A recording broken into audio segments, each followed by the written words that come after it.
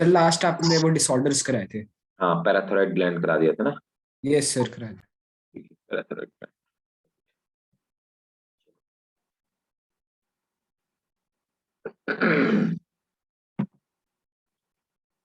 ये क्या था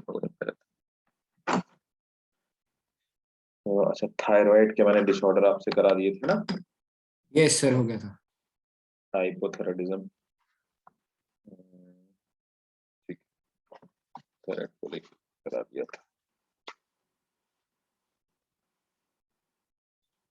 पैराथायराइड करा दिया था। यस सर हो गया था। ठीक है, हाँ, कोलिप्स हार्मोन बोलते हैं, करा दिया था। और पैराथायराइड के डिसऑर्डर भी कर लिए थे ना, एड्रिनल यस सर। डिसऑर्डर। ठीक है, चलो एड्रिनल ग्लैंड से स्टार्ट करना। पहले मैं एड्रिनल ग्लैंड समझा देता हूँ आपको, बहुत इंपॉर्टेंट है, अक्सर इससे क्वेश्चन पूछे जाते हैं, थोड़ा सा कंफ्यूजिंग भी है।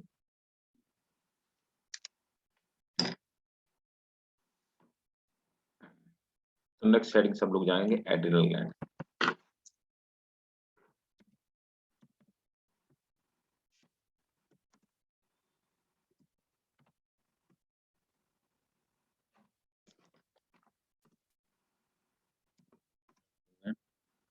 और सुप्रारीनल ग्लैंड इसी को बोलते हैं।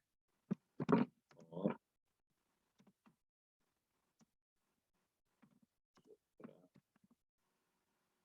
रीनल,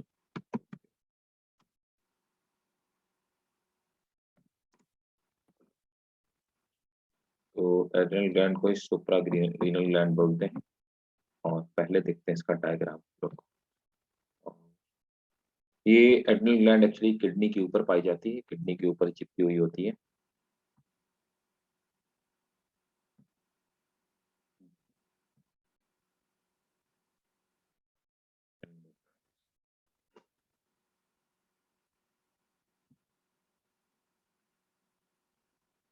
And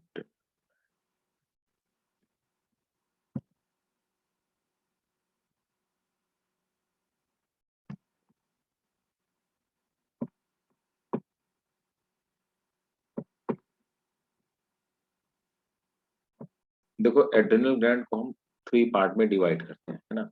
कई बार आप देखते हैं कि पर्टिकुलर हार्मोन इसके कॉर्टेक्स से रिलीज होता है, पर्टिकुलर हार्मोन इसके मेडुला से रिलीज होता है ना। तो एड्रिनल ग्लैंड को यहाँ पर आप देख पाएंगे कि हम लोग इसको 3 पार्ट में डिवाइड करते हैं, 3, इसके अलग अलग टिश्यूज के बेसिस पे, है ना। देखिए, देखो, ये एड्रिनल ग्लैंड में आप देखेंगे कि सबसे अंदर वाला जो पार्ट है, इस पार्ट को मेडुला, है ना। इसके ऊपर के ऊपर ये वाला जो पार्ट है, ये ऊपर से नीचे तक यहाँ तक बना है, इसको हम कॉर्टेक्स कहते हैं, है ना। और इस मेडुला के ऊपर सबसे ऊपर की तरफ जो आपका पाया जाता है, ये वाला पार्ट, इस पार्ट को हम कैप्सूल कहते हैं। तो कैप्सूल तो एक तरह से इसकी कवरिंग हो गई, है ना। कैप्सूल के अंदर वाला जो पार्ट है उसको सब आप कॉर्टेक्स, कॉर्टेक्स को फर्दर हम सब 3 पार्ट में डिवाइड करते हैं। ध्यान दीजिए मेरी बात को, सेंटर वाले पार्ट को मैंने कहा कि इसको मेडुला कहते हैं, है ना। और कॉर्टेक्स को हम लोग 3 पार्ट में डिवाइड करते हैं। कॉर्टेक्स में जो सबसे बाहर वाला पार्ट है, इसको हम लोग जूना ग्रेनुलोसा कहते हैं। तो ये हो गया सबसे बाहर वाला पार्ट, जूना ग्रेनुलोसा। ये बी वाला पार्ट हो गया, इसको हम लोग जूना फेसिकुलेटा कहते हैं, है ना। और यहाँ पे अंदर वाला पार्ट जो होता है, इसको हम लोग बोलते हैं ज्यूना रेटिकुलेटा, है ना। तो 3 पार्ट होते हैं, जोना ग्रेनुलोसा, जोना फेसिकुलेटा, जोना रेटिकुलेटा। और इसके अंदर आप देखेंगे कि ये जो पार्ट है अंदर वाला पार्ट, इसको हम मेडुला कहते हैं। ठीक है। अब देखो, अलग अलग पार्ट अलग अलग हार्मोन्स को सीक्रेट करने का काम करते हैं। तो ये किडनी के ऊपर लोकेटेड होती है। ठीक है। अब यहाँ पर जब एड्रिनल कॉर्टेक्स की हम लोग बात करते हैं, तो यहाँ पर आप देखेंगे जोना ग्रेनुलोसा, है ना। तो जोना ग्रेनुलोसा सबसे बाहर वाली बात है। ये क्या सीक्रेट करती है? ये मिनरलोकॉर्टिकॉइड नाम के हार्मोन, देखो यहाँ पर दिया हुआ है, ये मिनरलोकॉर्टिकॉइड्स नाम के हार्मोन को सीक्रेट करती है। एग्जाम्पल के तौर पर आप देख पा रहे होंगे, एल्डोस्टेरोन दिया हुआ है, और यहाँ पर कॉर्टिकोस्टेरोन दिया हुआ है ना। तो ये हार्मोन सीक्रेट करती है। उसके बाद आप देखेंगे कॉर्टेक्स वाले में जो दूसरा रीजन है, तो मैं पहले बात कर रहा था, ये ए पार्ट से सीक्रेट होता है, मैं लिखते जा रहा हूँ, ये भी ए पार्ट, ये भी ए पार्ट है।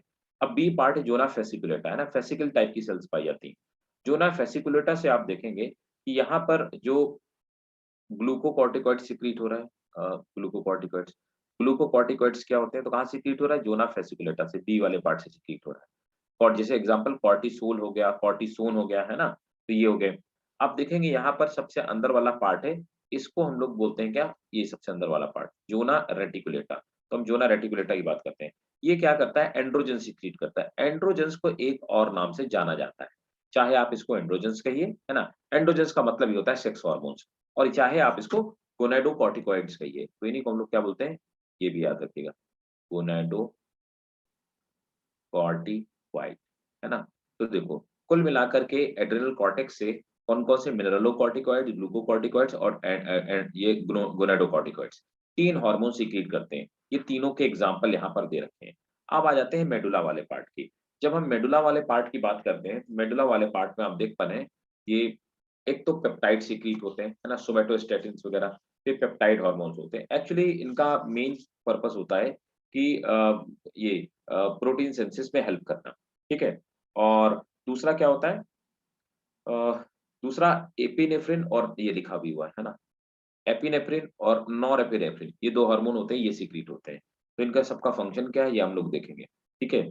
इन्हें हमने क्या बोला, ये कैचोलामाइंस इनको बोलते हैं, एपिनेफ्रिन, नेफ्रिन नेफ्रिन और एपिनेफ्रिन को हम मिला करके, ठीक है। और पेप्टाइड्स जैसे सोमेटोस्टेटिन, ये एग्जाम्पल हो गए। तो ये दो हार्मोन्स जो सीक्रेट होते हैं, ये मेडुला वाले पार्ट से सीक्रेट होते हैं और बाकी के कॉर्टेक्स वाले पार्ट से। क्लियर हो गया। Yes sir. Adrenal adrenal gland कहाँ पाई जाती है, ये देखो यहाँ पर किडनी के ऊपर मैंने बताया था, both of the kidney, at the top of the both of the kidney adrenal gland यहाँ पे पाई जाती है। और ये एड्रिनल ग्लैंड का क्या है, लेटरल सेक्शन है ना, एलएसए। तो एलएसए, ठीक है, इसका आप स्क्रीनशॉट ले लीजिए, फिर लिखना शुरू कीजिए। अच्छा, एड्रिनल ग्लैंड को आप कहते क्या है ना, मैं साथ साथ में आपको नोट करता जाऊंगा साइड में, तो नोट करना शुरू करेंगे। इसका स्क्रीनशॉट ले लीजिएगा, और मैं उम्मीद करता हूँ कि आप लोग स्क्रीनशॉट लेने के बाद बनाते होंगे, इसको ड्रॉ करते होंगे। जो लोग नहीं ड्रॉ करेंगे उन्हें देखो नुकसान होगा भाई, है ना। नोट करेंगे सर एड्रिनल ग्लैंड। एक सेकंड हाँ सर, हाँ, स्क्रीनशॉट। बिल्कुल बिल्कुल।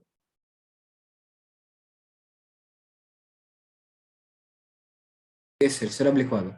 Adrenal gland is also called gland of adrenal gland is also called gland of emergency। तो एड्रिनल ग्लैंड को हम लोग ग्लैंड ऑफ इमरजेंसी भी कहते हैं, ठीक है। ये इमरजेंसी में हमारी बॉडी को कंट्रोल करने का काम करती है, इमरजेंसी सिचुएशन, ठीक है। It is located it is located at the top of both kidney. It is located at the top of both kidney, full stop.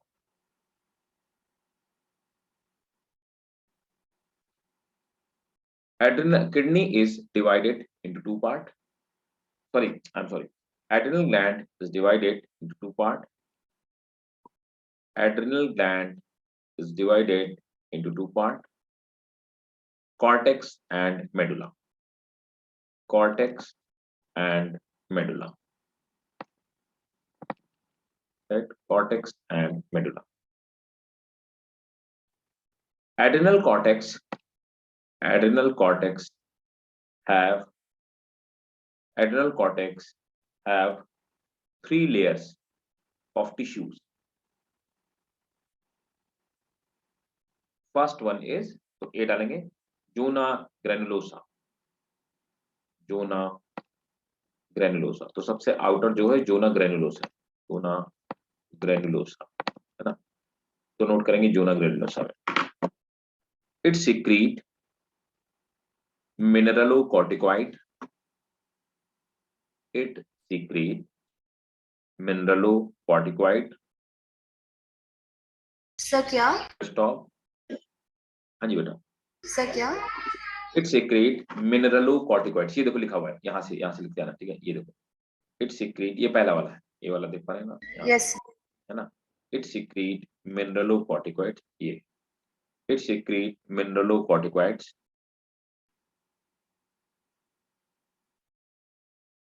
full stop। they affect they affect mineral homeostasis। they affect mineral homeostasis, मतलब कि minerals के balance को ये बनाए रखते हैं। they affect mineral homeostasis। Sir ये gland present कहाँ पर है? ये देखो ना, ये तो किडनी के ऊपर, ये किडनी अच्छा के ओके top, सर। है ना, ठीक है। और किडनी के टॉप पे अब इस ग्लैंड का ये एलएस है नीचे वाला part. It affect mineral homeostasis, full stop. Aldosterone, aldosterone ये लिखा हुआ है, aldosterone, aldosterone is main hormone that regulate, aldosterone main hormone that regulate sodium level in the body। हम लोगों ने कहीं पढ़ा हुआ है क्या एल्डोस्टेरोन का काम, और भी कहीं इसके बारे में पढ़ा हुआ है अर्पित, और कहीं पढ़ा हुआ है, नहीं याद आ रहा किसी को,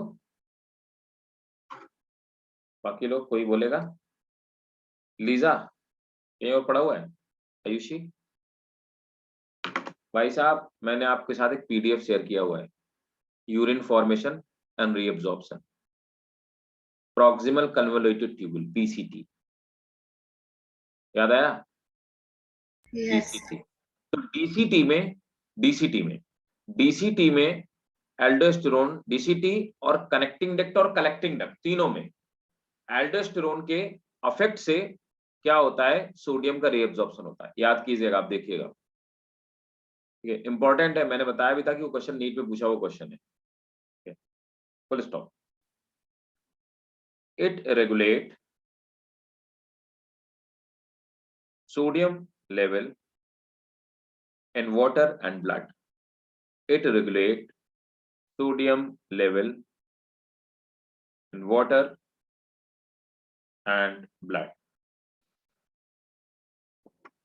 नेक्स्ट बी पार्ट। तो बी वाला पार्ट है जोना फेसिकुलाटा, जोना फेसिकुलाटा। आप देखो जोना फेसिकुलाटा कैसे काम करता है, इसमें क्या क्या है। इट सिक्रीट ग्लूकोकॉर्टिकॉइड्स, ये ऊपर, इट सिक्रीट ग्लूकोकॉर्टिकॉइड्स, तो ग्लूकोकॉर्टिकॉइड सिक्रीट करते हैं। The cells of this zone have, the cells of this zone have ascorbic acid, the cells of this zone have ascorbic acid, मतलब vitamin C. the cells of this zone have ascorbic acid,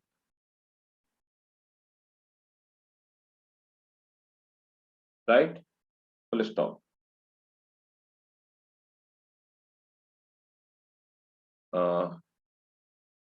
zona fasciculata, sorry एक चीज गलत हो गई यहाँ पे, क्या लिखा है जोना फेसिकुलेटा ना, एक बार जरा रिपीट करना अर्पित, क्या लिखा है? सर आपने लिखवाया कि it secretes glucocorticoids, hmm, sir the cell of the zones have ascorbic acid. नहीं नहीं नहीं, ये कट कट कर दो, है ना, ये इसमें नहीं होता, ये वाली लाइन कट करना, ये लाइन कट कर दो, लास्ट वाली नोट करेंगे। It affect the glucose homeostasis, it affect the glucose homeostasis. तो ग्लूकोज की होमियोस्टेसिस को मतलब ग्लूकोज के लेवल को ब्लड में मेंटेन करने का ये काम करता है। It affect glucose homeostasis, homeostasis, ये ग्लूकोज के होमियोस्टेसिस को मेंटेन करने का। आ जाते हैं नेक्स्ट पार्ट में, सी, है ना। आप डालेंगे जोना रेटिकुलेटा, जोना रेटिकुलाटा। तो ऐसी जोन जो रेटिकुलम शेप की दिखाई देती है, इसको हम लोग जोना रेटिकुलाटा बोलते हैं, जोना रेटिकुलम। नोट करेंगे। It secrete, it secrete gonadocorticoids, it secrete gonadocorticoids, full stop। The cells of this zone, the cells of this zone have, the sir it cells secretes क्या था? is secrete gonadocorticoids, ये देखो ऊपर लिखा है ना, gonadocorticoids सी वाले में लिखा है, it secrete gonadocorticoids, full stop. The cells of this zone have ascorbic acid, that is vitamin C.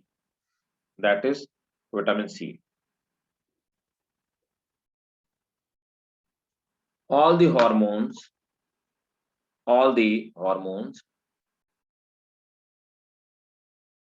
adrenal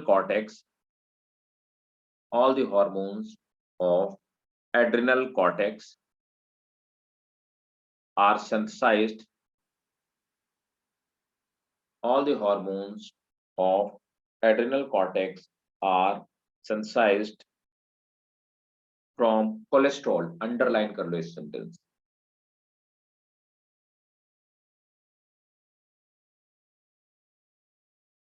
अब देखो, हमने देखा ना ग्लूकोकॉर्टिकॉइड्स वगैरह, तो एक और पॉइंट नोट करो. कॉर्टिसोल, ये वाला देखो, कॉर्टिसोल यहाँ पे हमने पढ़ा है ना, नोट करेंगे. कॉर्टिसोल इज द, इसको भी वही स्टार बना के लिखो. कॉर्टिसोल is the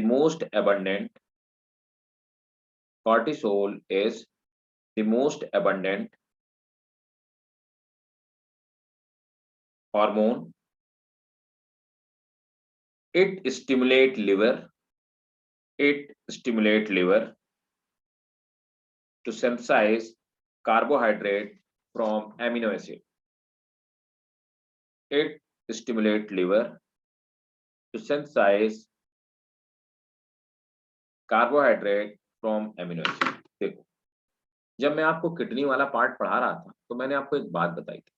मैंने आपसे ये कहा था कि किडनी में हमारे बॉडी में यूरिन का फॉर्मेशन इसलिए बनता है क्योंकि एमिनो एसिड को या प्रोटीन को स्टोर करने का कोई मैकेनिज्म हमारी बॉडी में नहीं. तो प्रोटीन में हमने बात ये की थी कि दो चीजें होती हैं, एक तो एल्किल ग्रुप जुड़ा होता है, दूसरा एमाइड ग्रुप जुड़ा होता है. एमाइड ग्रुप मतलब जो NH2CO है उसको NH2CO है ना, COONH2, तो एमाइड ग्रुप जो होता है उसको बॉडी से बाहर उससे रिमूव कर दिया जाता है. एल्किल ग्रुप क्या बचा? वो तो बचा हाइड्रोकार्बन की चेन है, उससे शुगर का फॉर्मेशन होता है. तो ये प्रोसेस कहाँ पे होती है? हमारे लिवर में होती है. कौन ये काम करता है? कॉर्टिसोल. ठीक है. Next point, it increases the level of glucose in blood.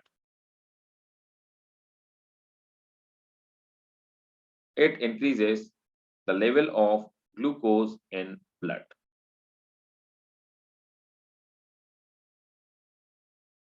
Next point, it also increases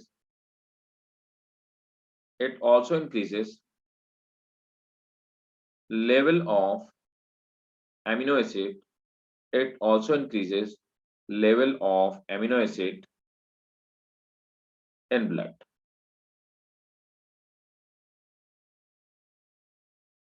Next point, it breaks down fatty acid. It breaks down fatty acid of adipose. It breaks down fatty acid of adipose and release fatty acid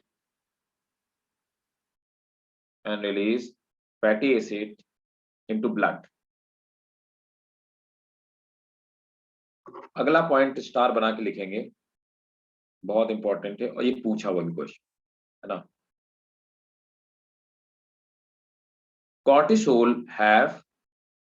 cortisol have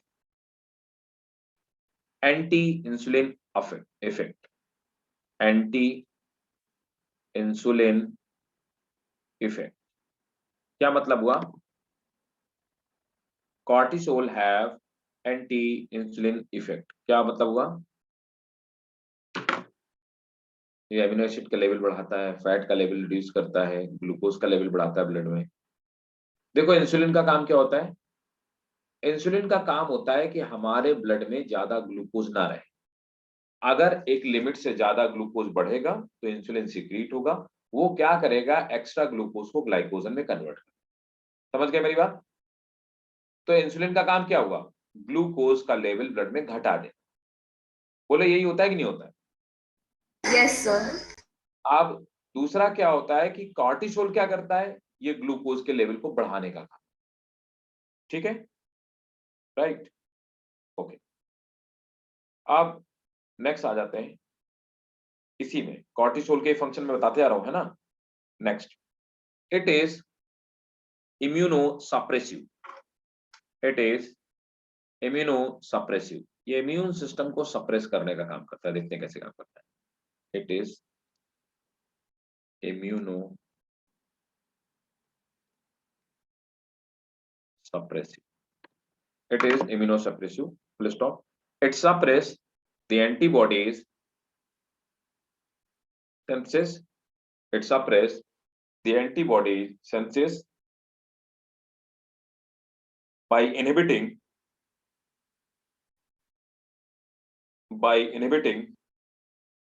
production of lymphocyte, by inhibiting production of aminocytes. एक minute hold, give me just 1 second, एक second दो।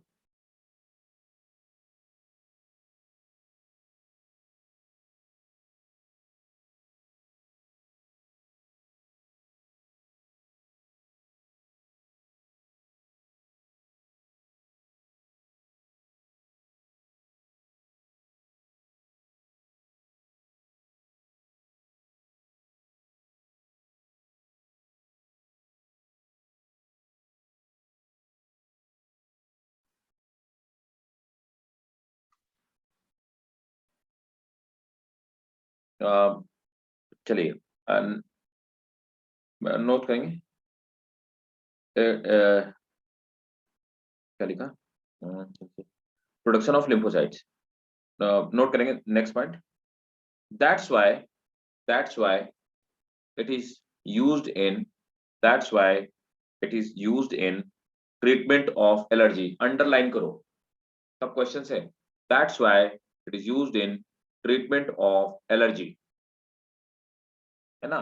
तो ये amino suppressive होता है, इसीलिए इसको हम लोग कहाँ पे यूज करते हैं, इसीलिए आप देखेंगे treatment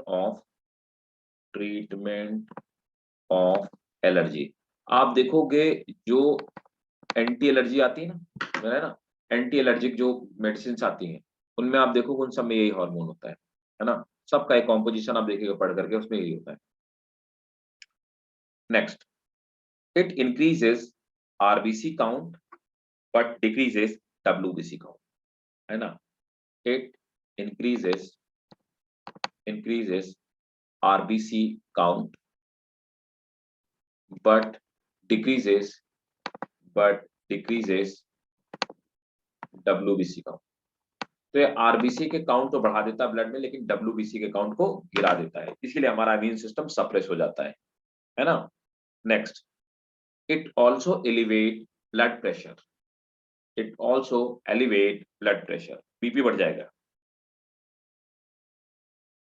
it have capacity to deal with stress, it have capacity to deal with stress, that's why called stress hormone, ये भी पूछा वो question, that's why called stress hormone। Stress hormone किसको बोलते हैं, कॉर्टिसोल को ही बोलते हैं।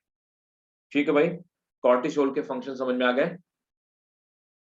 Yes sir. ठीक है, अब नेक्स्ट एक सब हेडिंग डालो, है ना, ये गोनेडोकॉर्टिकॉइड्स, अब इनके भी थोड़े से फंक्शन समझ लिए जाए।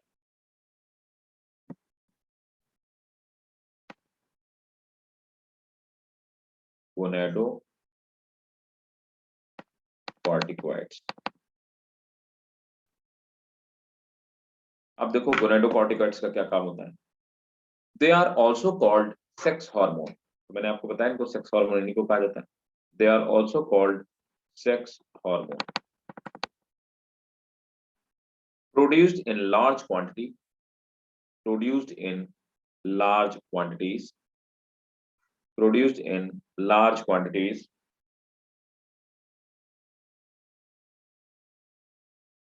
in female than males, produced in large quantities in female than male. Next point. Male sex hormones are androgen. Male sex hormones are androgen. तो गोनाडोकॉर्टिकॉइड्स की अगर बात की जाए तो मेल में जो गोनाडोकॉर्टिकॉइड्स होते हैं उनको हम लोग बोलते हैं, क्या बोलते हैं, उन मेल जो पाए जाते हैं तो उनको हम लोग बोलते हैं क्या क्या कहते हैं? अरे मेल में कौन से सेक्स हार्मोन होते हैं? बोलो भाई, कोई एंड्रोजन का नाम बताओ। टेस्टोस्टेरोन मेरे भाई, नोट करो। Male sex hormone are called androgen and they are important for they are important for development of male fetus. They are important for development of male fetus. Next point. Female sex hormones are female sex hormones are estrogen. Female sex hormones are estrogen, which maintain the development of female secondary sex characteristic, which maintain the development of female secondary sex characteristic. है ना? तो ये इन दोनों के function आप याद रखिएगा। Cortisol ज्यादा इंपॉर्टेंट है, इसके फंक्शन याद रखिएगा, इससे क्वेश्चन अक्सर पूछा जाता है। अब देख लेते हैं कि इनके डिसऑर्डर्स कौन कौन से इनके डिसऑर्डर्स हैं। ये इसके कम या ज्यादा होने से क्या क्या डिजीज हो जाती है, क्या क्या बीमारी हो जाती है। तो अगला हेडिंग डालेंगे डिसऑर्डर्स ऑफ एड्रिनल ग्लैंड।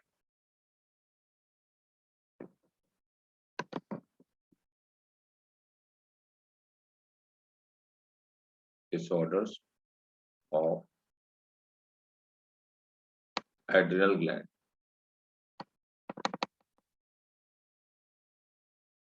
अब देखो एड्रिनल ग्लैंड के क्या क्या डिसऑर्डर्स हो।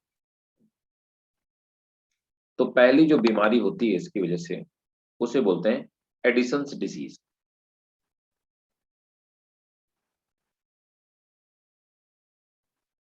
Edison's disease. They are caused due to deficiency of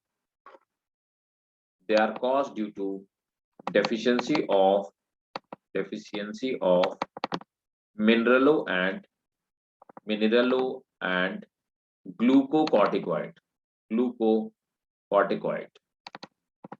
इन दोनों की डेफिशिएंसी से होती है एडिसन डिजीज। ठीक है। It causes tuberculosis, TB. It causes tuberculosis, low blood sugar. It causes TB, low blood sugar, nausea. Sir A B क्या बोला आपने? AB, TB भाई, tuberculosis. Okay. It causes tuberculosis, TB, है ना? tuberculosis, low blood sugar, nausea, high sodium in urine, and high potassium in plasma। ठीक है, ये बीमारी कहलाती है एडिसन डिजीज। अगली है कुशिंग सिंड्रोम, है ना? देखो कुशिंग सिंड्रोम देख लिया जाए क्या होता है। Next disease is Cushing syndrome.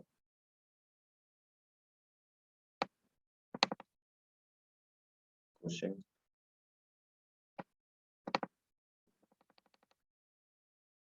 अब देखो कुशिंग सिंड्रोम में क्या होता है। Excess of cortisol, excess of cortisol, तो ये हाइपर सीक्रेशन से होता है। Excess of cortisol causes this disorder.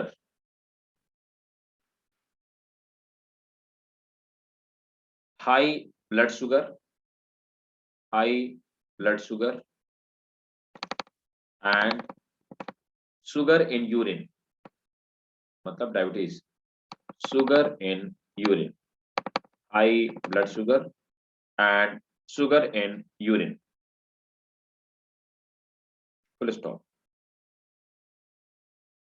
So it causes obesity, it causes obesity and rise in rise of sodium in plasma, rise of sodium in plasma.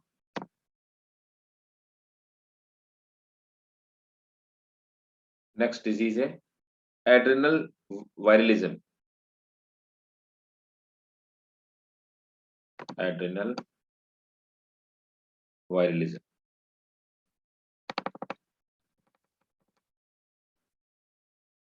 अब देखो adrenal virilism क्या होता है।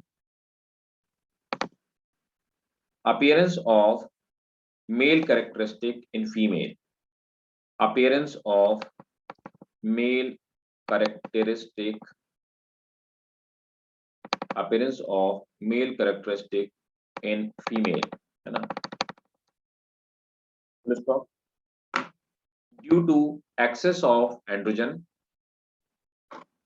beard, mustache, due to excess of androgen, beard,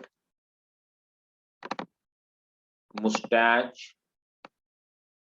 horse voice, etcetera, है ना। तो देखा होगा ना कुछ फीमेल्स होती हैं जिनके मूछें निकल आती हैं या फिर ये बियर्ड निकल आती हैं, वो इन्हें हार्मोनल इम्बैलेंसेस की वजह से होते हैं, है ना। नेक्स्ट है गायनेकोमास्टिया, गायनेकोमास्टिया। अब गायनेकोमास्टिया क्या है। गायनेकोमास्टिया नोट करेंगे, due to excess of estrogen in males, due to excess of estrogen in male, enlargement of mammary gland takes place, enlargement of mammary gland takes place in male,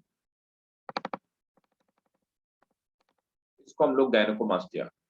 ये दोनों बीमारी याद रखना, ये वाली डिजीज एड्रेनल विरिलिज्म, गायनेकोमास्टिया क्या होती है, और ये जो ऊपर वाला ना एडिशन सिंड्रोम, ये सब बीमारियां चारों मैंने आपको सिर्फ उतनी ही लिखा रहा हूं जो बहुत इंपॉर्टेंट है, ठीक है। तो ये तो हम लोगों ने पढ़ा एड्रेनल कॉर्टेक्स की बात, है ना। अब पढ़ लेते हैं एड्रेनल मेडुला वाली बात, है ना। तो कुछ एड्रेनल मेडुला है, जैसे एपिनेफ्रिन, है ना, नॉर एपिनेफ्रिन, ये जो हार्मोन्स रिलीज होते हैं इनका क्या फंक्शन होता है, ये इनके भी फंक्शन थोड़ा सा समझ लेते हैं।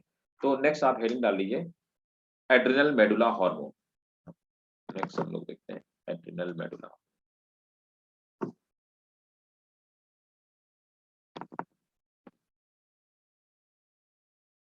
एड्रेनल मेडुलास,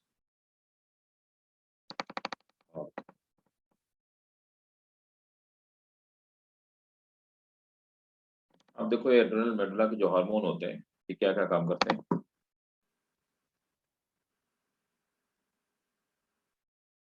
क्रोमा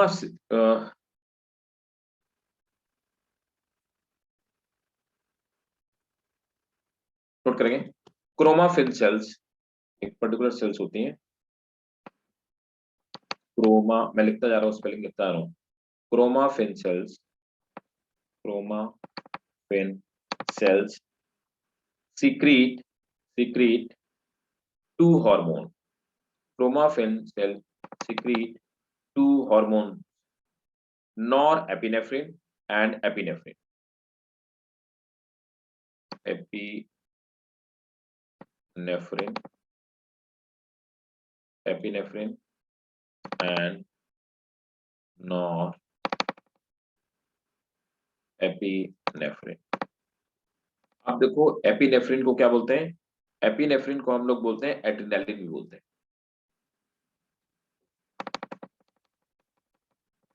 और नॉर एपिनेफ्रिन को नॉर एड्रेनालिन कहते हैं.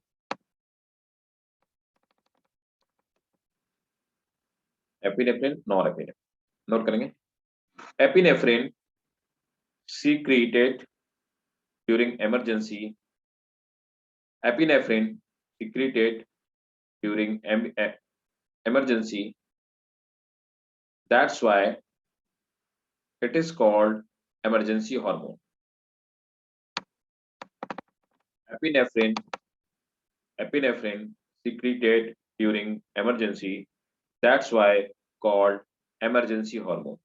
आप मेरी बात को याद रखिएगा, ये भी क्वेश्चन पूछा हुआ है, क्वेश्चन है. देखो अभी थोड़ी देर पहले हम लोगों ने पढ़ा स्ट्रेस हार्मोन क्या है? कॉर्टिसोल को कहते हैं स्ट्रेस हार्मोन, है ना, कॉर्टिसोल को. और इमरजेंसी हार्मोन किसको बोलते हैं? एपिनेफ्रिन को बोलते हैं. ठीक है, नोट करेंगे इसी में. It have greater effect on, it have greater effect on cardiovascular activity. It have greater effect on cardiovascular activity. Next, norepinephrine. Norepinephrine.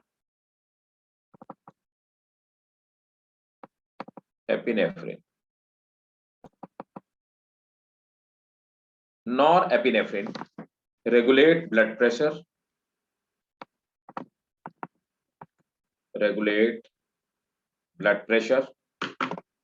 under the normal condition,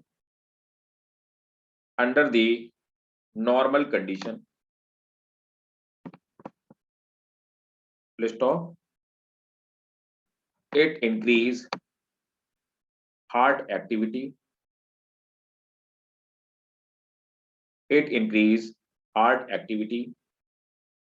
and dilation of pupil. हमारे पपिल्स का size बढ़ा देती है. ठीक है, तो ये पूरी कहानी थी एड्रिनल ग्लैंड की. एड्रिनल ग्लैंड बहुत इंपॉर्टेंट है ना, ज्यादा क्वेश्चन के लिहाज से देखा जाए तो सबसे ज्यादा इंपॉर्टेंट ग्लैंड है जिनसे क्वेश्चन पूछे जाते हैं. ठीक है, अब आ जाते हैं हाइपोथैलेमस ग्लैंड, है ना. तो नेक्स्ट हेडिंग डालिए हाइपोथैलेमस ग्लैंड.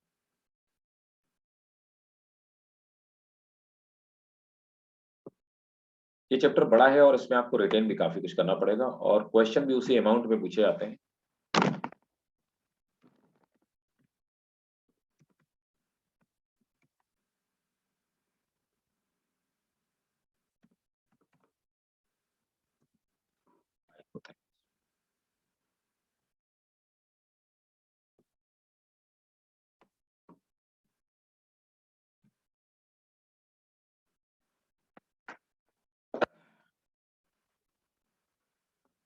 दिस, अब ये कहाँ पे पाई जाती है ये तो हम लोग देख ही चुके हैं, थैलेमस और हाइपोथैलेमस. चलो एक बार देख लेते हैं हाइपोथैलेमस ग्लैंड का. एक बार ब्रेन में हम लोगों ने देखा हुआ था कि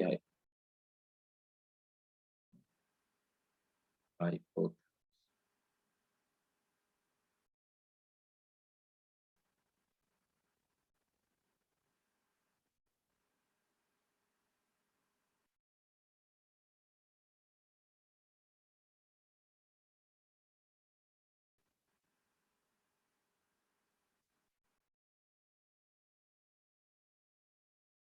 देखो ये, अब मेरी बात को ध्यान से समझिएगा.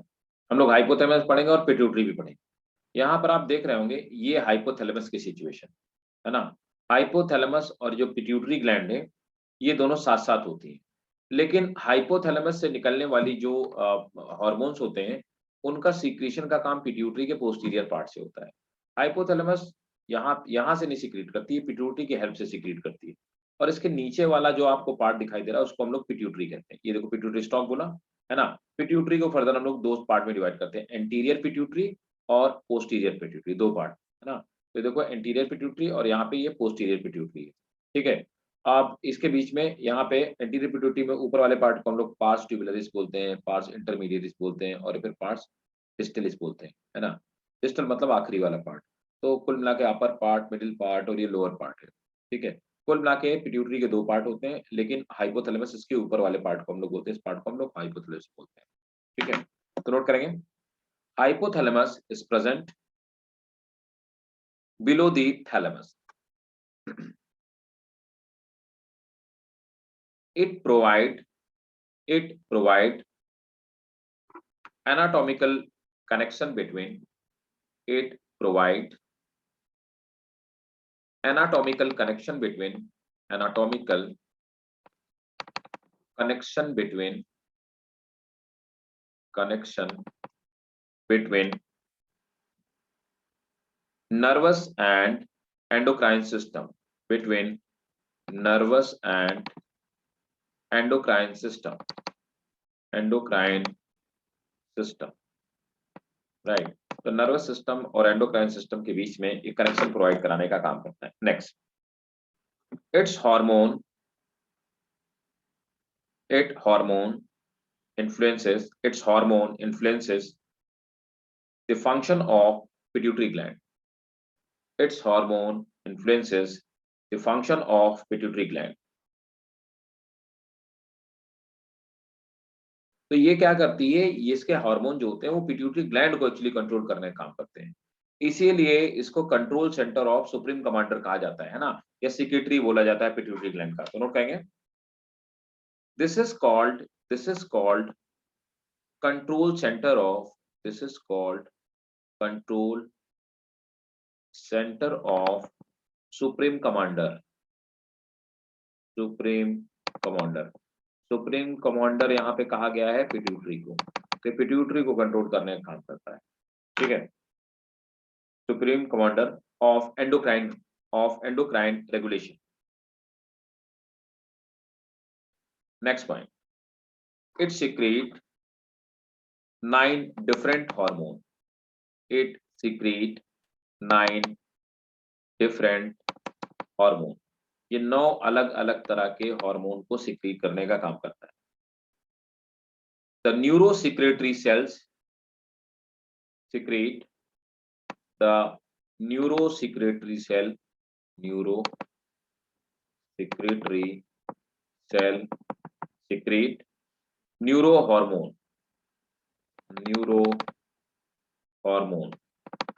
neurosecretory cell secrete neurohormone. It secrete corticotropin regulating hormone. It secrete, अब हार्मोन लिख लीजिए कौन कौन सिक्रीट होते हैं, corticotropin regulatory hormone,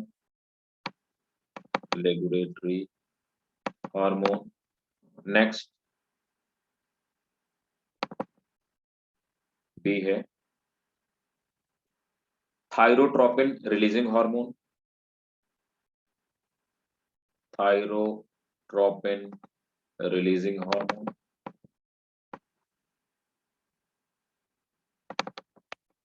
next C है growth hormone releasing hormone, growth hormone releasing hormone. B gonadotropin releasing hormone, gonadotropin releasing hormone, gonadotropin releasing hormone. E prolactin releasing hormone, prolactin releasing hormone. Prolactin inhibiting hormone, prolactin inhibiting hormone, next है MSH releasing hormone, MSH releasing hormone, MSH inhibiting hormone, MSH inhibiting hormone। ये इतने सारे hormones होते हैं जो release करता है, और इनका फंक्शन क्या होता है? ये हार्मोन जाते हैं, जैसे एग्जांपल के तौर पे मैं आपको एक एग्जांपल देता हूँ, जैसे prolactin hormone, prolactin releasing hormone. Prolactin releasing hormone जाएगा पिट्यूटरी के पास, पिट्यूटरी से कहेगा कि एक काम करो, प्रोलैक्टिन को रिलीज करवाने का काम करो। तो अब पिट्यूटरी अपने हार्मोन के थ्रू ऑर्डर देगी प्रोलैक्टिन के रिलीज होने के लिए। प्रोलैक्टिन रिलीज होगा, थोड़े समय बाद प्रोलैक्टिन का काम खत्म हो जाएगा, तो उसको बंद भी करना होगा, स्विच ऑफ भी करना होगा। तो फिर से क्या होगा? प्रोलैक्टिन इनहिबिटिंग हार्मोन सिक्रीट करेगा, पुनः प्रोलैक्टिन इनहिबिटिंग हार्मोन जाएगा किस पास? इसके पिट्यूटरी के पास, और पिट्यूटरी से कहेगा कि प्रोलैक्टिन के रिलीज को बंद करो, है ना। तो इस तरह से ये खुद डायरेक्टली कोई काम नहीं करता है, ये सेक्रेटरी है, सजेस्ट करता है किसको? इसको, पिट्यूटरी को। एक और बात समझ, जो पिट्यूटरी जो काम करती है वो इसी के फीडबैक पे काम करती है, इसीलिए कहते हैं कि पिट्यूटरी फीडबैक मैकेनिज्म पे काम करती है। अब ये फीडबैक मैकेनिज्म का क्या मतलब हुआ और कैसे काम करता है? एग्जाम्पल के तौर पे हमारे ब्लड में शुगर को कंट्रोल करने का काम कौन करता है? इंसुलिन करता है, और इंसुलिन पैंक्रियास से रिलीज होता है। अब क्या होगा? एग्जाम्पल के तौर पे ब्लड में हमने खाना खाया और हमारे ब्लड में ग्लूकोज का लेवल बढ़ गया, तो अब क्या होगा? जब ब्लड में ग्लूकोज का लेवल बढ़ जाएगा तो हाइपोथैलेमस जो ग्लैंड है ये पिट्यूटरी को बताएगी कि ग्लूकोज का लेवल बढ़ चुका है और इंसुलिन रिलीज कराओ, है ना। तो जब ये पिट्यूटरी को बताएगी तो पिट्यूटरी इंसुलिन के लिए एक हार्मोन रिलीज करेगी, और इंसुलिन को ऑर्डर मिलेगा, सॉरी, पैंक्रियास के लिए एक हार्मोन रिलीज करेगी, और पैंक्रियास को ऑर्डर मिलेगा कि इंसुलिन सिक्रीट करो। पैंक्रियास इंसुलिन को सिक्रीट कर देगा। अब धीरे धीरे शुगर का लेवल घटने लगेगा, क्योंकि इंसुलिन क्या करेगा? शुगर को, मतलब ग्लूकोज को ग्लाइकोजन में कन्वर्ट कर रहा है, शुगर को स्टोर करने का काम कर रहा है। तो धीरे धीरे ब्लड में ग्लूकोज का लेवल बढ़ जाएगा। एक लिमिट के बाद जैसे ही बैलेंस होगा, तुरंत ये फिर से फीडबैक देगा जाके पिट्यूटरी को कि भाई अब इंसुलिन को वहां से काम से हटाओ, क्योंकि अब ग्लूकोज का लेवल कंट्रोल हो गया है। फिर से पिट्यूटरी क्या करेगी? पैंक्रियास को ऑर्डर देगी कि इंसुलिन बंद करो सिक्रीट करना, राइट। इस तरह से ये फीडबैक मैकेनिज्म की हेल्प से पिट्यूटरी को काम करने में हेल्प करती है। ठीक है, समझ आ गया? Yes sir. अब आ जाते हैं पिट्यूटरी ग्लैंड, यही वाली ग्लैंड है ना। तो नेक्स्ट हेडिंग सब लोग डालिए, पिट्यूटरी ग्लैंड।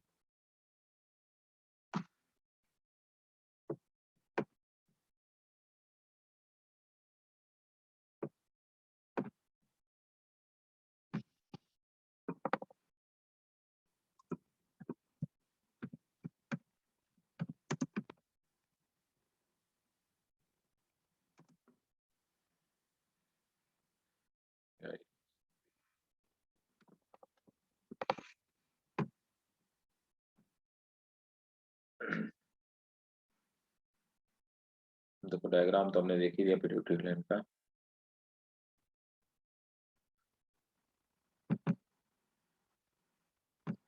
देखो ये रही हमारी हाइपोथैलेमस ग्लैंड और ये रही पिट्यूटरी।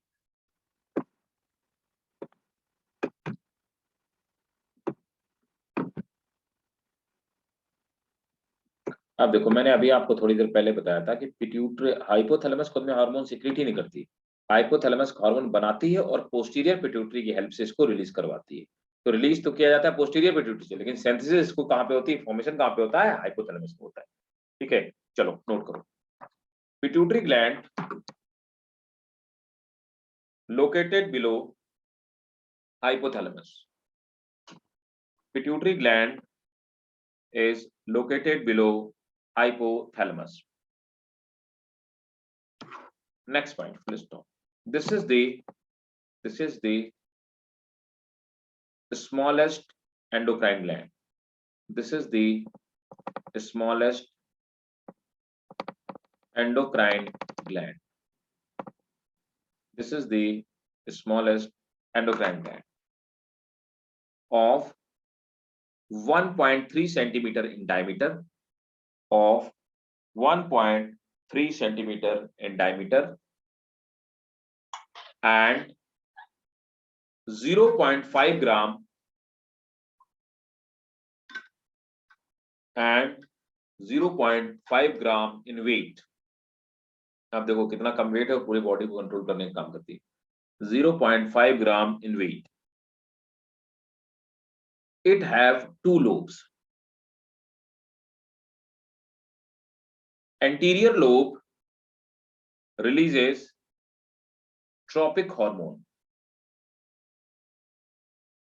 ठीक है, अब देखो एंटीरियर लोब कौन कौन से हार्मोन सिक्रीट करने का काम करता है। सबसे पहले हम लोग आ जाते हैं एंटीरियर लोब।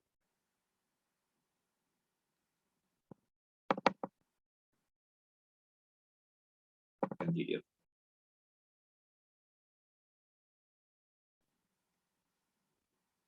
आप एंटीरियर लोब में सबसे पहले आइए। First, growth hormone. सबसे पहले ये एंटीरियर लोब से ग्रोथ हार्मोन को सिक्रीट करने का काम करता है ना। आप ग्रोथ हार्मोन को एसटीएच और जीएच भी कहा जाता है ना। जीएच तो हो गया growth hormone, STH somatotropin hormone भी कहा जाता है ना। तो growth hormone, somatotropin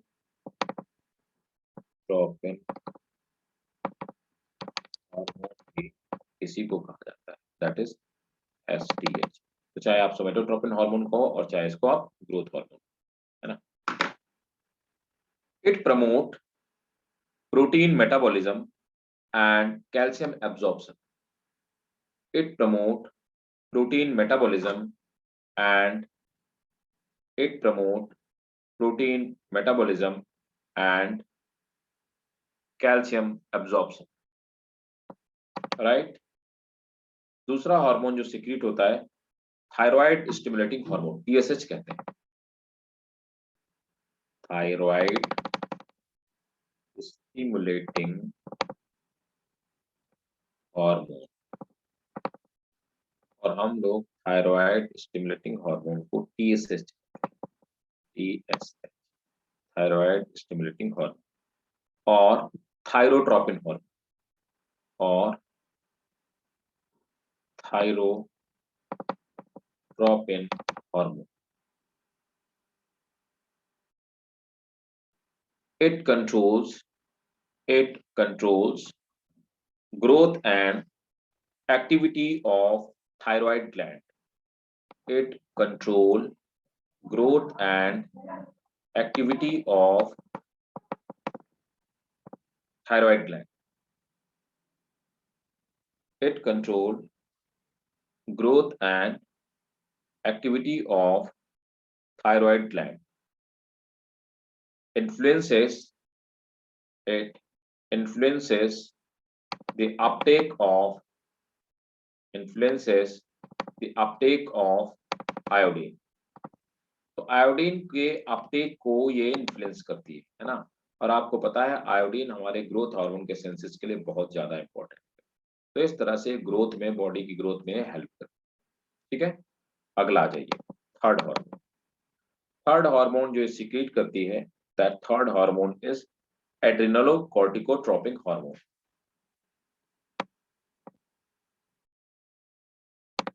एड्रिनोकोर्टिकोट्रोपिक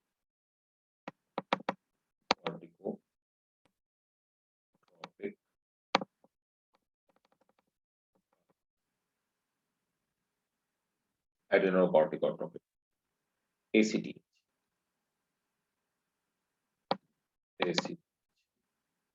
right.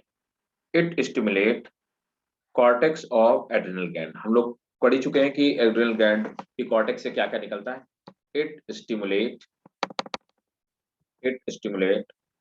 Cortex of adrenal gland, है ना। तो ये एड्रिनल ग्लैंड के कॉर्टेक्स को स्टिमुलेट करने का काम करता है, जिससे उससे जितने हार्मोन सिक्रीट होते होंगे उनको सिक्रीट करवाने का काम करेगा। नेक्स्ट आ जाते हैं, कौन सा टीएसएच पढ़ लिया, ठीक है, और एड्रेनोकॉर्टिकॉइड पढ़ लिया, ठीक है। नेक्स्ट है prolactin hormone, PRL. Fourth prolactin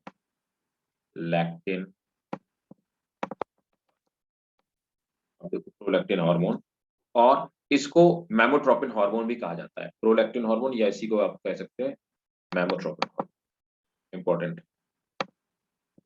मेमोट्रोपिन इसी को कहा जाता है, प्रोलैक्टिन को ही मेमोट्रोपिन नोट करेंगे। It is also called hormone of maternity, है ना, इसी को हम लोग कहते हैं hormone of maternity. It is also called hormone of maternity, hormone of maternity. It is responsible for secretion of mammary gland during childbirth. तो प्रोलैक्टिन का जो फॉर्मेशन होता है वो पर्टूसिस के बाद होता है, मतलब चाइल्ड की बर्थ के बाद ही प्रोलैक्टिन रिलीज होता है और फिर मेमोरी ग्लैंड का सीक्रेशन स्टार्ट होता है मेमोरी ग्लैंड से, राइट। अब आ जाते हैं 5वें नंबर पर, ये जो सीक्रेट करता है पिट्यूटरी का hormone, that is called gonadotropic hormone, gonadotropic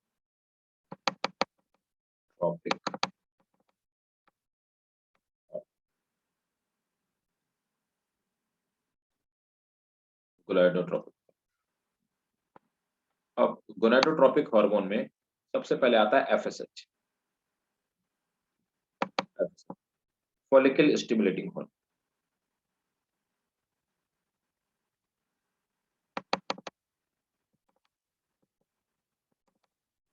follicle stimulating FSH, है ना। Follicle stimulating hormone, growth of ovarian follicle and spermatogenesis, growth of ovarian follicle and spermatogenesis in male।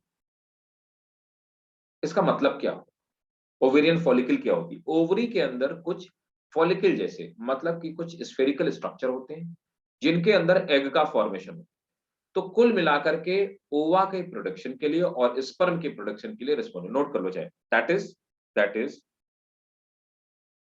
responsible for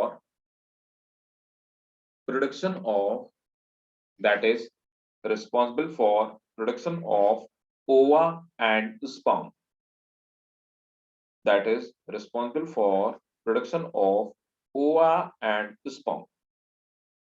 अब अगला hormone है LH, luteinizing hormone, LH, है ना। तो LH को हम लोग बोलते हैं luteinizing hormone, luteinising, ल्यूटिनिंग hormone.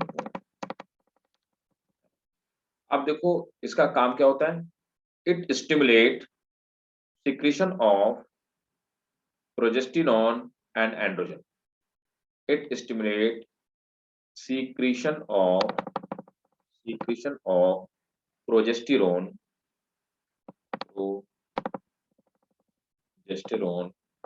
and androgen,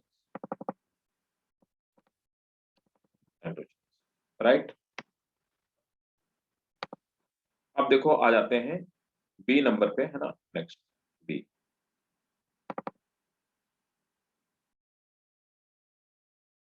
hormones, तो हम लोगों ने पहले देखा कि हम लोगों ने अभी देखा कि हॉर्मोन्स फ्रॉम एंटीरियर लोब, ये देखो एंटीरियर लोब के।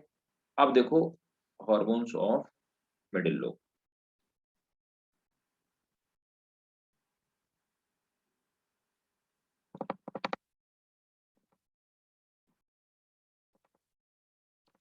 Hormones of intermediate lobe.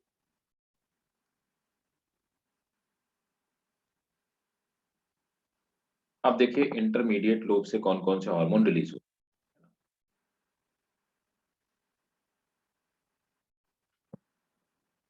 हैं। इट सीक्रेट मेलानोट्रोपिन और melanocyte, it secret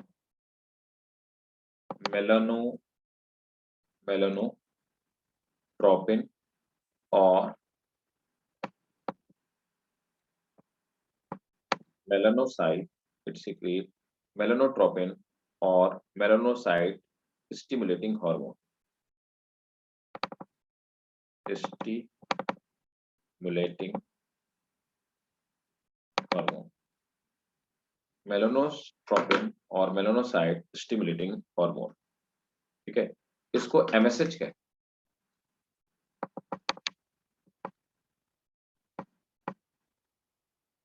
It is responsible for darkening of, it is responsible for darkening of color in certain mammal, darkening of color in certain mammals, darkening of colors in certain mammals. Please stop. It gives color to skin of human. It gives color to skin of humans. हमारी आपकी skin में melanin protein का जो formation होता है वो इसी melanocyte stimulating hormone के थ्रू, है ना, मेलानिन जो हार्मोन होता है वो उसको स्टिमुलेट करने का यही काम करता है। तो हम सबकी स्किन का अलग अलग टोन होता है, वो सिर्फ इसी हार्मोन की वजह से होता है ना। सी नंबर पे आते हैं, पोस्टीरियर पिट्यूटरी का जो हार्मोन होता है, तो hormones of posterior gland,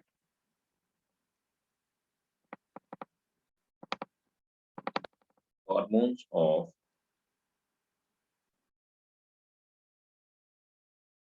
posterior glands, है ना। तो पिट्यूटरी का जो पोस्टीरियर पार्ट होता है, अब उससे देख लेते हैं उससे कौन कौन से हार्मोन निकलते हैं, कौन कौन से हार्मोन रिलीज होते हैं। चलिए नोट करिए। These hormones are known as pituitary. These hormones are known as pituitrin. Pituitrin. These hormones are known as pituitrin. Actually, अभी हमने थोड़ी देर पहले देखा कि पोस्टीरियर लोब से जो हार्मोन निकलते हैं उन हार्मोन को एक्चुअली रिलीज कहाँ से किया जाता है, ये देखो ऊपर से। तो मैंने अभी आपको बताया था कि हाइपोथैलेमस बनाता है और वो हार्मोन होते हैं जैसे ऑक्सीटोसिन और वैसोप्रेसिन, है ना। तो ये दो हार्मोन होते हैं, लेकिन भाई साहब ये रिलीज पोस्टीरियर पिट्यूटरी से होते हैं, पर बनते कहाँ हैं, हाइपोथैलेमस से बनते हैं। इसलिए मैंने आपको ये डायग्राम दिखाया। ये बात याद रखिएगा, ये क्वेश्चन के फॉर्म में कई बार पूछा भी जाता है, तो नोट करेंगे। दी actually posterior pituitary lobe does not release any hormone.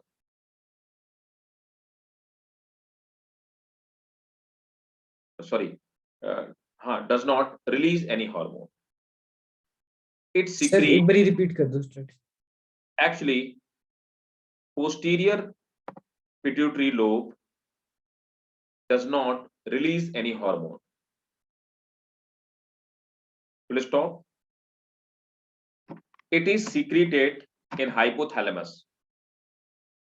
It is secreted in hypothalamus and then released by, it is secreted at hypothalamus and then released by posterior pituitary. These are two hormones. These are two hormones. First है उसमें से oxytocin, ठीक है, first is oxytocin, है ना। तो आप देखो इसके याद रखना, इनके फंक्शन जरूर याद रखना, इसके दोनों हार्मोन के फंक्शन बहुत इंपॉर्टेंट है और पूछे भी जाते हैं। तो पहला हार्मोन जो है दैट इज ऑक्सीटोसिन, ठीक है। तो ऑक्सीटोसिन का काम देख लेते हैं। ऑक्सीटोसिन को एक चीज मिल्क इजेक्टिंग हार्मोन भी कहा जाता है। Oxytocin is also called milk ejecting hormone. तो देखो दो हार्मोन, एक तो हमने अभी थोड़ी देर पहले एक हार्मोन पढ़ा प्रोलैक्टिन। प्रोलैक्टिन मेमोरी ग्लैंड को एक्टिवेट कर देता है जिससे मिल्क का फॉर्मेशन शुरू हो जाता है। और ये मिल्क के ऑक्सीटोसिन क्या करता है, मिल्क को सीक्रेट, मेमोरी ग्लैंड से मिलकर सीक्रेट के लिए, सीक्रेशन के लिए रिस्पॉन्सिबल है। ये दोनों का फॉर्मेशन जो होता है वो पर्टुबेशन पे होता है। पर्टुबेशन मतलब चाइल्ड बर्थ। तो चाइल्ड बर्थ के बाद ही दोनों हार्मोन सीक्रेट होते हैं, इससे पहले दोनों हार्मोन का सीक्रेशन नहीं होता। ये बात आपको ध्यान में रखनी है, ठीक है। तो मैच्योरिटी में भी, एडल्टहुड एज में भी नहीं निकलते हैं ये हार्मोन, आफ्टर चाइल्ड बर्थ ही रिलीज होते हैं, राइट। तो नोट करेंगे, contraction of uterine muscle, contraction of, ये यूट्रस में प्रेशर क्रिएट करता है। तो क्या होता है जब 9 मंथ कंप्लीट हो जाते हैं जेस्टेशन पीरियड के, है ना, तो किसी मदर की बॉडी में जब 9 मंथ कंप्लीट हो जाते हैं तो अब क्या होता है, चाइल्ड की बर्थ होनी चाहिए, पर्टुएशन होना चाहिए। तो उस समय क्या होता है, अब आप मेरी बात को बहुत ध्यान से समझिएगा, तो यूट्रस में प्रेशर चलता है, तो यूट्रस में प्रेशर क्रिएट करता है जिससे कि चाइल्ड को पुश किया जा सके और वो उसकी बर्थ पॉसिबल हो पाए, है ना। इसी के साथ में एक हार्मोन रिलीज होता है इलास्टिन। इलास्टिन क्या करता है, वो लिगामेंट को रिलीज करता है जिससे सर्विक्स के माउथ को बड़ा किया जा सके और चाइल्ड को वहां से डिलीवर किया जा सके, राइट। तो ये फीमेल में कार्टिलेज को बड़ा करते हैं, मतलब ज्वाइंट्स को बड़ा कर देते हैं, कार्टिलेज को बढ़ा देते हैं, जिसकी वजह से आप देखते हैं कि फीमेल्स में जो प्रेग्नेंट लेडी होती है उसके जो फुट का साइज होता है वो बढ़ जाता है ना, पैर का जो नंबर होता है वो नॉर्मली बढ़ जाता है, क्योंकि कार्टिलेज का ये इलास्टिन रिलीज होने की वजह से कार्टिलेज लूज हो जाते हैं, जिससे कि क्या होता है, जितने भी जॉइंट्स होते हैं उनमें स्पेस बढ़ जाता है और इससे फुट का साइज बढ़ जाता है, ठीक है। तो नोट करेंगे, contraction of uterine muscles because of its role in childbirth, because of its role in childbirth. Hence, oxytocin, hence, oxytocin is also called birth hormone. Hence, oxytocin is also called birth hormone.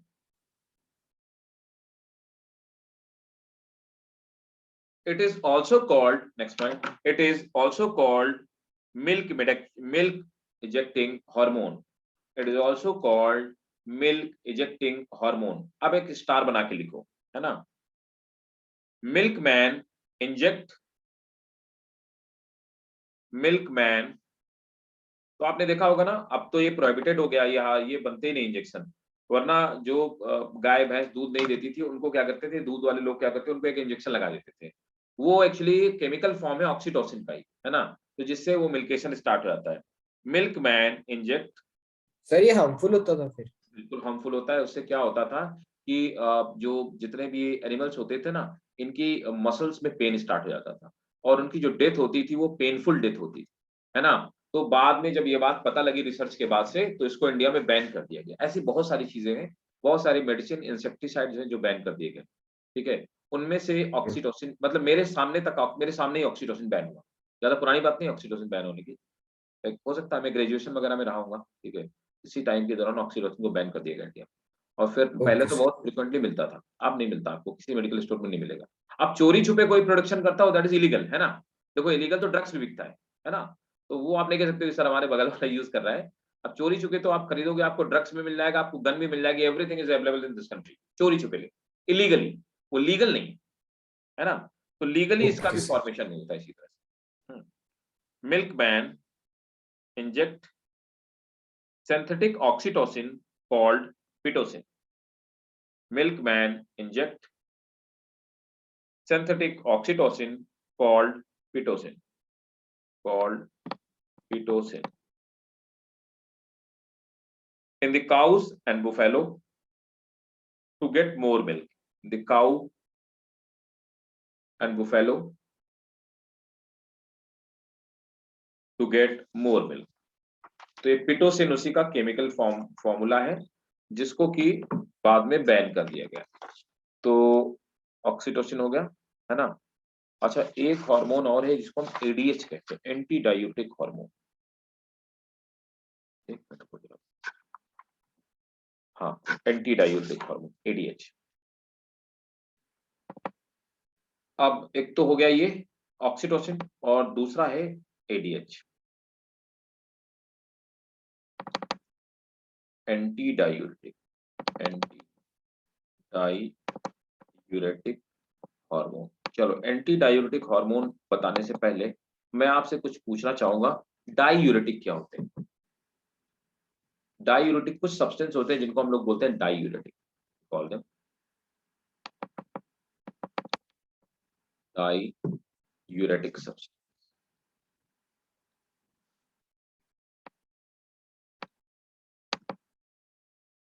Diuretic substance क्या होते हैं, कोई बताएगा diuretic substance.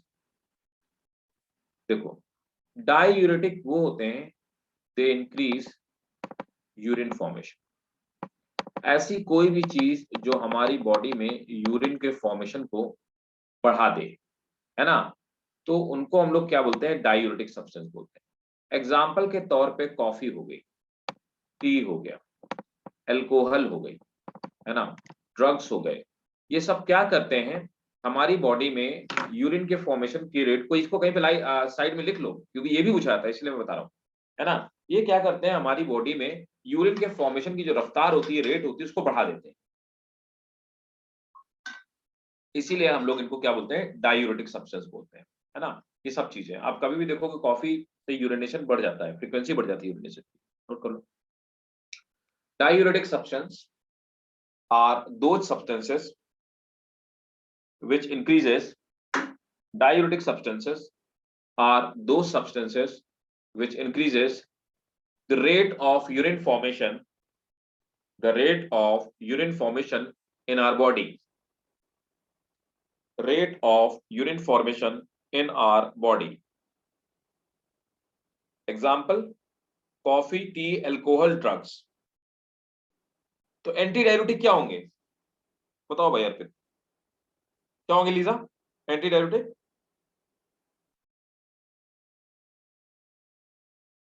अरे प्रभु कुछ तो बोलो sir, जो डिक्रीज करेंगे रेट। ऑब्वियसली यार, सिंपल सी बात है। तो देखो अब क्या होगा, तो ये कब सीक्रेट होगा।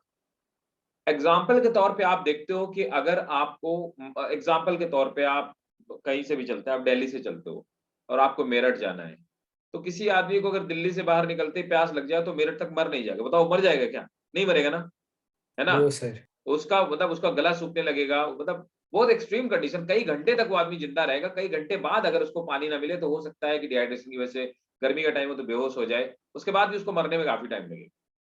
तो कई बार हमको आपको भी प्यास लगती है, हम आप भी सोचते हैं, हम लोग लाइक वी फील थर्स्ट, लेकिन हमें अच्छा पानी नहीं मिलता, कहीं बिस्लरी की बोतल नहीं दिखाई दी, अपन क्या करते हैं, अपन इंतजार करते हैं, बैठे रहते हैं, बोले चलो कोई बात नहीं, अभी थोड़ी देर बाद खरीद लेंगे, कहीं सही जगह गाड़ी रुकना, उधर खरीद लेंगे, है ना।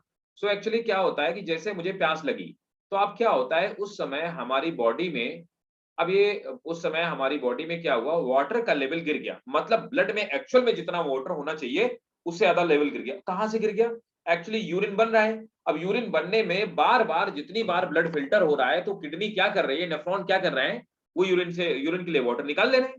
तो 5.5 लीटर ब्लड में मान लो 200 ग्राम, 300 ग्राम, 400 ग्राम पानी निकल गया। अब उस स्टेट में क्या होगा, हमारा ब्लड धीरे धीरे थिक होने लगेगा, मतलब उसमें वाटर कम हो गया, डेंसिटी बढ़ने लगेगी, जिससे मेटाबॉलिक रिएक्शन रुक सकती है। अब क्या होगा, पिट्यूटरी ग्लैंड हमारा थर्मोस्टेट है, हमने पढ़ा है ब्रेन में, तो pituitary, sorry I am sorry, not pituitary, thalamus, hypothalamus, hypothalamus gland हमारा थर्मोस्टेट है। तो हाइपोथैलेमस ग्लैंड क्या बताएगा कि भाई ब्लड में वाटर की कमी हो गई है, तो अब इस बंदे को प्यास लगनी चाहिए। वो क्या करेगा, हमें थर्स्ट फील कराएगा, हाइपोथैलेमस हमें थर्स्ट फील कराएगा, हमें थर्स्ट फील होगा। अब क्या हुआ भाई, हम तो रास्ते में, पानी तो मिल नहीं रहा। अब उस कंडीशन में when we are feeling thirsty on that time, water का लेवल कम हो गया। अब एडीएच क्या करेगा, तुरंत एडीएच सीखी, एडीएच क्या करेगा, यूरिन के बनने की रफ्तार को कम कर देगा, जिससे वाटर ज्यादा वेस्ट ना हो और उस आदमी के ब्लड को उसी स्टेट में ज्यादा देर तक रखा जाए, जिससे रिएक्शन ना रुकने पाए और बंदा ना मर पाए। That is the function of ADH. समझ आ गया। Yes, sir. ADH anti diuretic hormone, और इसी को हम लोग वैसोप्रेसिन भी कहते हैं। It is also called vasopressin,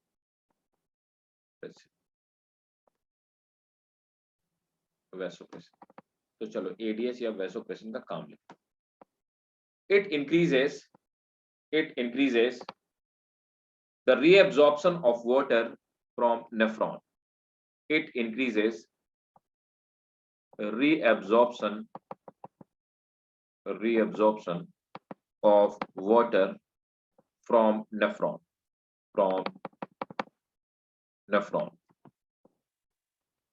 Next, pressure effect, that is contraction of wall of blood vessels,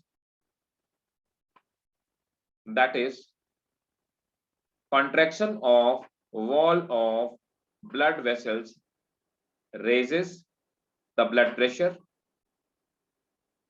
which is stimulated by ADH.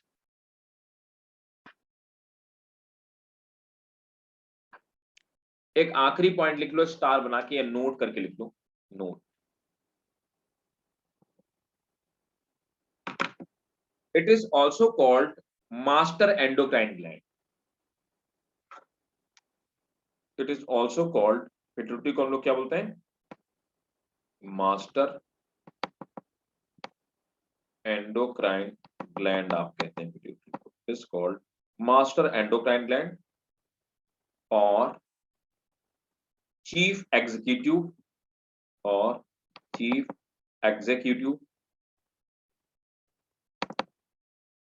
of endocrine gland और leader of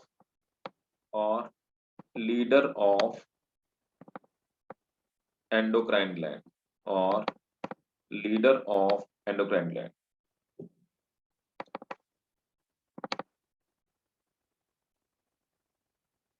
अब देखो भाई इसके क्या क्या ड्रॉबैक्स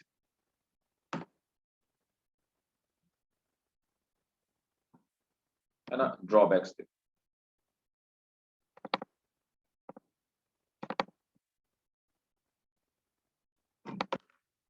अब ड्रॉबैक क्या है, कमियां क्या है ना. तो सबसे पहला ड्रॉबैक है pituitary डॉर्फिज्म.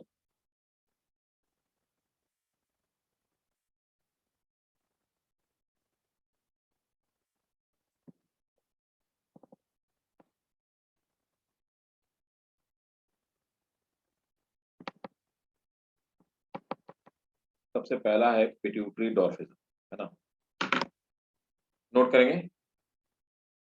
Due to deficiency of growth hormone, due to deficiency of growth hormone, it is characterized by small but well proportionate body. Underline करो, ध्यान रखिएगा इस क्वेश्चन को. Small but well proportionate body, well proportionate body. देखो इसका मतलब क्या हुआ, मतलब क्या हुआ, शरीर वो जो बॉडी का शेप होगा वो तो छोटा होगा, लेकिन ऐसा नहीं होगा कि हाथ बड़े हैं पैर छोटे हैं, पैर ज्यादा बड़े हैं हाथ, मतलब प्रपोर्शन खराब नहीं होने पाएगा. ठीक है, ये पिट्यूटरी डॉर्फिज्म होता है. कई सारे दूसरे भी डॉर्फिज्म होते हैं जो क्रोमोसोमल डिजीज होती है. उन सब में क्या होता है कि बॉडी का प्रपोर्शन अलग होता है. मतलब हाथ पैर तो ज्यादा लंबे हैं लेकिन हाथ तो ज्यादा लंबे हैं लेकिन पैर ज्यादा छोटे हैं, पैर ज्यादा लंबे हाथ ज्यादा, मतलब उसमें बॉडी का प्रपोर्शन बिगड़ जाता है. ठीक है, तो well proportionated body. And sexual immaturity but have normal intelligentsia. Sexual immaturity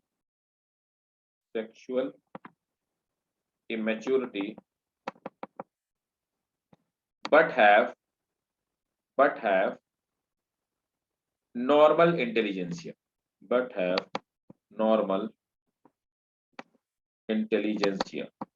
लेकिन जो इसका इंटेलिजेंसिया होता है वो नॉर्मल होता है इस बंदे में, मतलब इंटेलेक्चुअल कैपेबिलिटीज जो होती हैं वो इस बंदे की नॉर्मल होती हैं. ठीक है, but have normal intelligentsia. Right, next.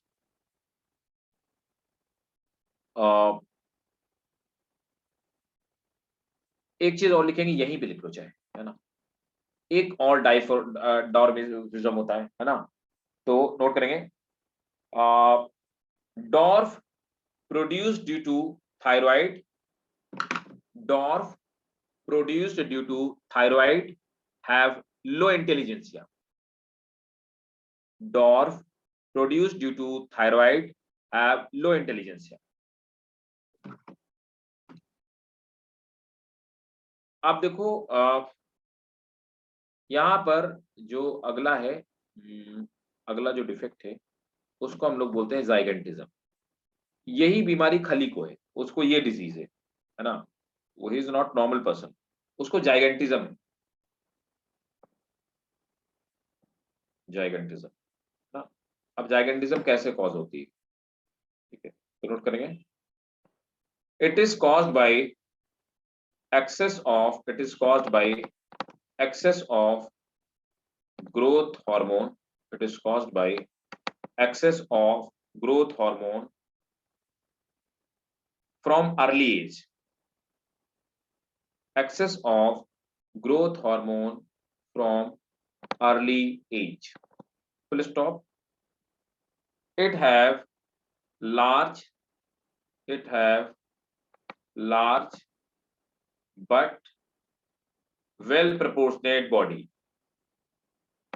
It have large plus but well proportionate body. मैं जितने डिफेक्ट लिखाता जा रहा हूं आप ध्यान दीजिएगा और आप याद रखिएगा, इस शब्द आप देखिएगा, क्वेश्चन पेपर देखिएगा, आपको नीट के क्वेश्चन में सब बीमारियां मिलेंगी, सबसे क्वेश्चन पूछा गया है, सभी की बात बता रहा हूं, पिट्यूटरी के तो कोई मत छोड़िएगा। एक्रोमेगाली, एक्रोमेगाली, आप देखो एक्रोमेगाली क्या होता है, due to excess of growth hormone, ये भी ओवर सीक्रेशन की होता है, due to excess of growth hormone after adult stage.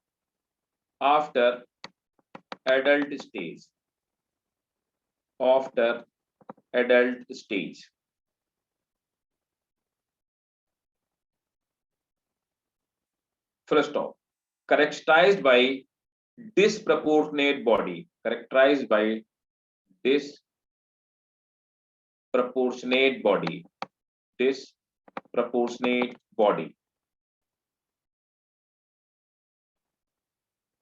Next है diabetes insipidus. तो fourth is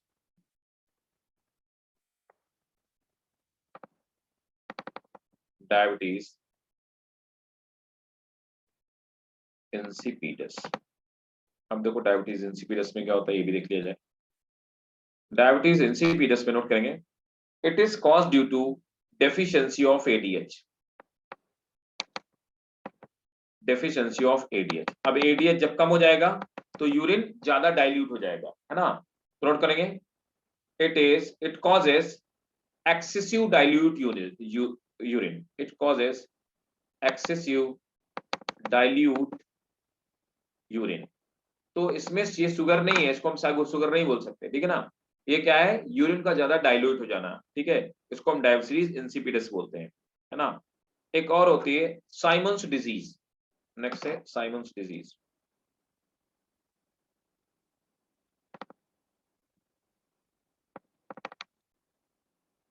साइमंस डिजीज, अब देखो साइमंस डिजीज में क्या होता है, it is caused due to degradation of anterior lobe, ये पूछा हुआ है, बहुत इंपॉर्टेंट है, it is caused due to degradation of anterior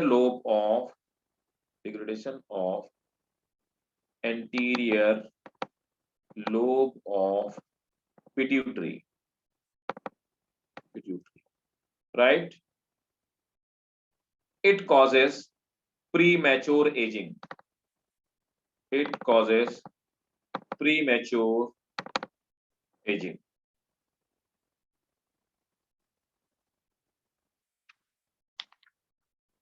right?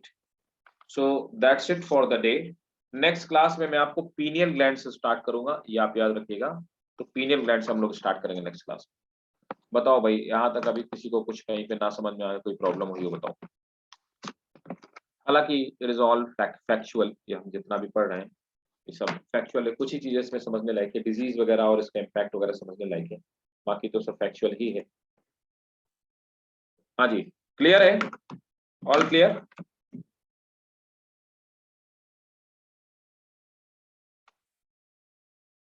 सबको समझ में आया भाई? Yes, sir. ठीक है, तो नेक्स्ट क्लास में मिलते हैं और पीनियल ग्लैंड ऑनवर्ड स्टार्ट हो, मे बी नेक्स्ट क्लास में मोस्ट प्रोबब्ली हम लोग खत्म कर देंगे सिलेबस, ठीक है। तो Okay. चलो, welcome, bye bye, good night. Thank you, sir. Welcome बेटा, वेलकम।